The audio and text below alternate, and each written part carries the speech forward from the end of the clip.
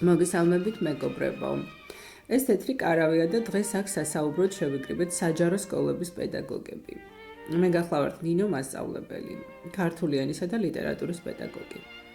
ჩემთან ერთად არიან ქალბატონი ცისანა, ფიზიკის მასწავლებელი და ქალბატონი გულიკო, მათემატიკის პედაგოგი.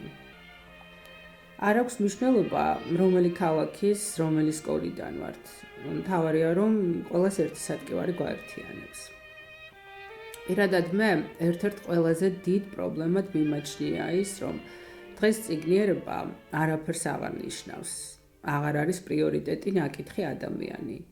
წიგნი მთლიანად ჩაანაცვლა კომპიუტერმა და ის მცირე ნაწილიც კი, ვინც დღეს მხატვრულ ლიტერატურას კითხულობს Kindle-ში ან რამე მსგავს სისტემაში, გაცვალეს წიგნები. ერთი შეხედვით რა მოხდა მერეო იტყვით. მთავარია კითხულობდეს და სადაც გინდა იქ წაიკითხოსო. თანაც ამას თავისი პრიორიტეტებიც აქვს. გეთანხმებით, მთელი ბიბლიოთეკაა ჩატვირთული ერთ წიგნის ზომაში და წონაში. სადაც გინდა იქ გახსნი და წაიკითხავ. მაგრამ ნახეთ საბა ერთი რა ხდება. ამასწინათ მარჯანიშვილის მეტროს წინ რომ ბუკინისტებია იქ მოვხდი და იცით რა დამემართა.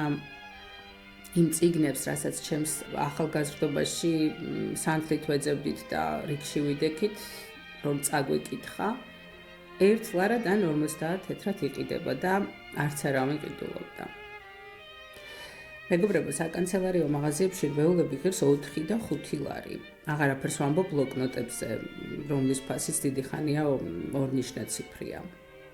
რატო? რა ხდება? აღარაფერში გჭირდება ის სიბრძნე. თუ ასე დავჭკვიანდით? მე არ მაქვს პასუხი, მაგრამ მაქვს შეკითხვა. საიდან მოდის ეს ბოროტი მიზნები? ვის აწყობს უწიგნური ბრბო? ეს არის ჩემი სადგივარი. მოგესალმებით. მე გახლავართ პროფესიით ფიზიკოსი და უკვე 15 წელზე მეტია, რაც საჯარო სკოლაში ვასწავლი. მაგრამ დღეს აქ არც მე მოსულ ვარ ფიზიკაზე სალაპარაკოდ. პირველ რიგში თქვენს დასმულ კითხვას ვუპასუხებ.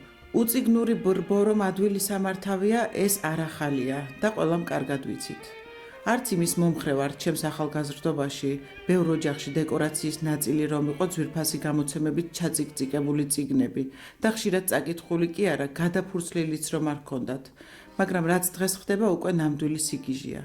ისეთმა ოჯახებმა გადაყარეს სანაგვეზე წიგნები, ნამდვილად რომ ვიცი წაკითხული აქვთ. ერთს ვკითხე, რატომ ყრით, ვინმეს მაინც აჩუქეთ მეთქი და იცით რა ვიპასუხა. ერთი წელია Facebook-ზე ვწერ, წაიღეთ, გჩუქნით, წაიღეთ, გჩუქნით და ერთი მსურველიც კი არ გამოჩნდაო. ყველაფერი წაკითხული მაქვს და აქედან ზოგი 2-ჯერ და 3-ჯერაცო. ჩემს შვილს აქამდე არ წაუკითხავს და აწირისი წამკითხავიაო. შვილიშვილებთან აღარც ვლაპარაკობ ამ თემაზეო. ამ პრობლემას, რამაც დღეს აქ შეგკვრება, ეს ერთი გადაცემა ვერ მოაგვარებს.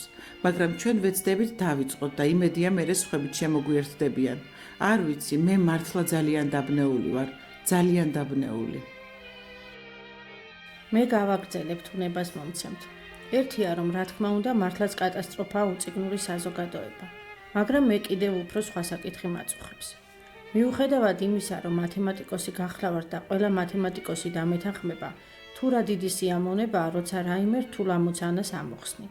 მაგრამ განა რამე შეედრება იმ სიამოვნებას, რასაც მხატვრული ლიტერატურის კითხვა ანიჭებს ადამიანს. ხო ყველანი ვთანხმდებით იმაზეც, რომ ვერც ერთი დიდი რეჟისორის ლიტერატურული ნაწარმოების ეკრანიზაცია არ აღმოჩნდა იმაზე ძლიერი, ვიდრე თავად ტექსტია. რატომ იკლებენ ამ ბედნიერებას, რასაც წიგნის კითხვა ჰქვია? ეს რა უკურნებელი ვირუსი შეეყარა ამ საზოგადოებას, რომ ასე შეაძულა წიგნი. ამას არანაირი ახსნა არ აქვს. ეს თემა ვიცი, რომ ძალიან ბევრს აწუხებს და პრობლემას, რომელმაც აქ შევკრება, ერთი გადაცემა მართლაც ვერ მოაგვარებს. მაგრამ ჩვენ ვეცდებით დავიწყოთ და იმედია მერე სხვებით შემოგვიერთდებიან. ჩვენი საეთერო დრო ამოიწურა და კიდევ კარგი რომ თეთრ კარავში მოგვეცა ამის შესაძლებლობა.